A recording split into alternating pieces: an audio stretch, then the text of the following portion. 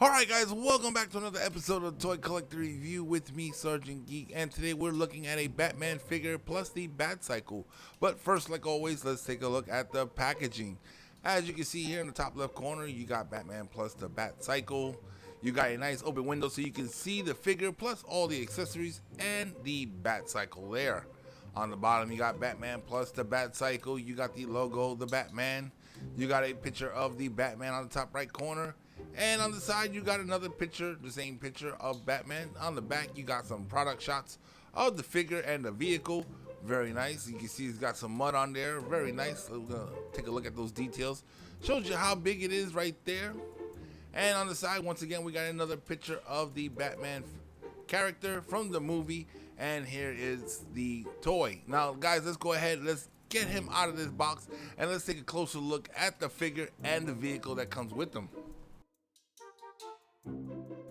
Alright, so we got him outside of the box. He comes with a couple of accessories, and he comes with this cool Batcycle. But let's go ahead and let's start off with the figure himself. Let's go ahead and get a closer look at him, and let's see if my camera will work with us today. Alright, looks like we're getting a cool close-up of him. As you can see there, he does have some battle damage on him, but notice it doesn't go through the Batman symbol there.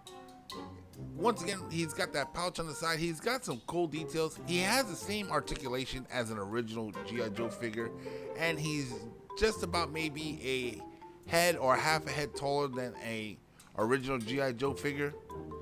But it's cool nevertheless. Now, the one thing that's baffling me on this one is this cape.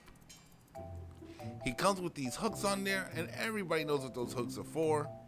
So before we get into that, let's go ahead and let's check out the articulation on this figure. Like I said, he's got G1 G.I. Joe. So he can't look left, he can't look right. He can't go out to the side on his arms, and he can't do a 360. And he does have 90 degrees at the elbow, and he does have bicep rotation. He doesn't have any wrist articulation. And he doesn't have any hip rotation, but he does have, let me see if I can get it so I can show you guys. He can't go this far out forward. He can go just close to 90 degrees, not a full 90 degrees bend at the knee. And he doesn't really have much of articulation as thigh rotation. But let's go ahead and let's stretch out his arms and legs, and let's connect this cape so we can see what this is supposed to look like. Now, I'm assuming this is supposed to be like his bat glider, and this film, from what I told, because I haven't seen it yet, is supposed to be based on like more of a realistic Batman. So I'm assuming this is like one of those glide suits kind of that they based this design off of. You know, the glide suits that you could actually parachute out of a plane and use the suit to actually almost fly around with. So I'm assuming that's what they based the cape off of, because that's what it's kind of looking to me like right here. If I can get this thing to actually clip right. Alright, there we go. So there it is. And just like I said, he kind of looks like as if he just jumped out of a plane with a parachute. And he's got himself a glide suit on.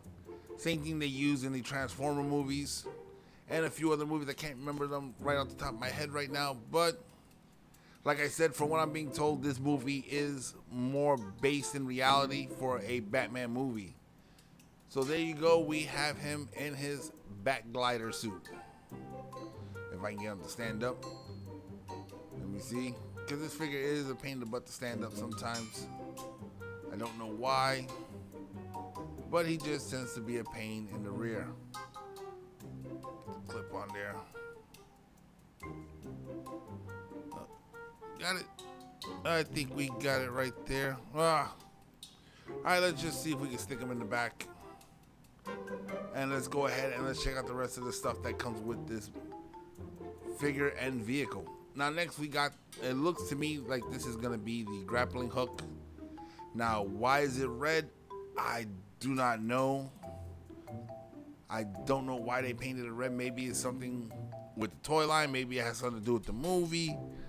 I am not 100% sure, but this is a bright red grappling hook. Now these I find kind of interesting. These are his batarangs, and you can see he's got some detail on it. Very nice. For something so small that has some detail on it, that actually looks pretty cool. Same thing with this one here. Let's go ahead and get a closer look.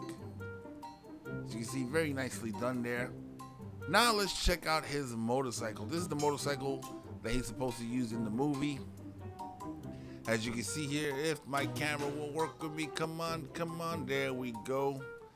It kind of looks like the motorcycle in the movie, and this one looks like it's been driven over some mud. I like the way they do these details to everything here. Like you can see the wear pattern and the mud on the tire. You can see the spray everywhere, the mud as if it ran through. It's not just somebody going with some paint and just painting it on the tires and that's it. They actually splashed it around everywhere. Now the one thing I do see concern for is the silver does not have any mud on it. So obviously they must have painted that after the fact. After they did the mud detail, they must have went ahead and painted that, because to me I can't tell if there's any mud on it. Yeah, you can see it doesn't really look like there's any mud on there. There is mud on the mufflers, but to me I think there would have been a little bit more mud on the bottom of that motorcycle. But guys, let's go ahead, and I want to check something here that kind of been puzzling me.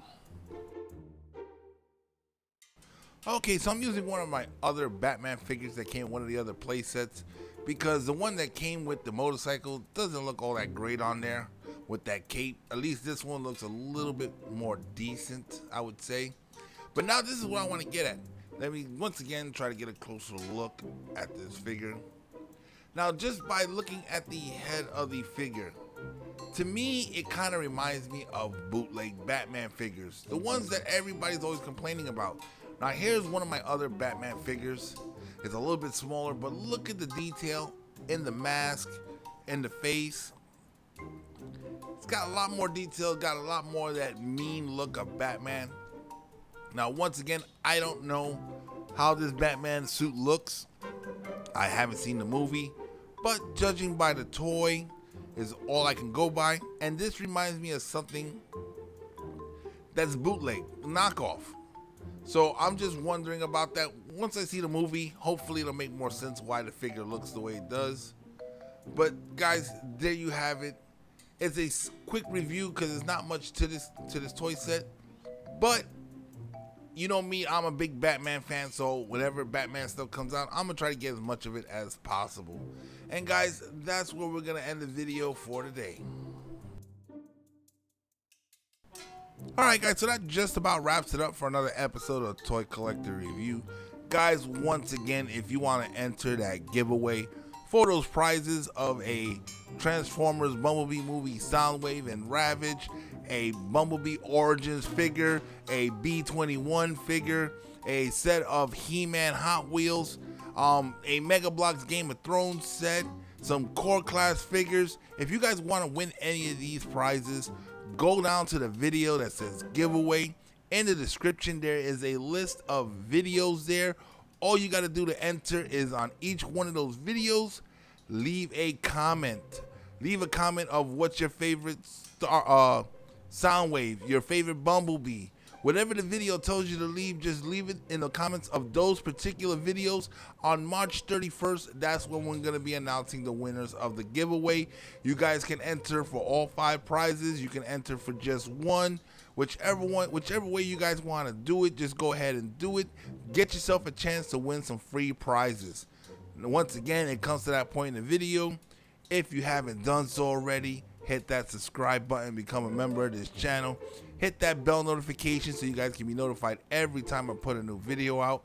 And guys, share this video on your social media platforms. Let's get this channel out there. And guys, if you like the content that I'm putting out on this channel, go ahead and smash that like button. It does help with the YouTube algorithm. And for those of you guys who are watching this on Rumble, go ahead and smash that Rumble button. Once again, guys, if there's anything in particular you guys would like to see on these videos, go ahead and hit me up in the comment section below, and I will do my best to try to get that out there for you guys. Once again, I'm Sergeant Geek, and I'm signing off.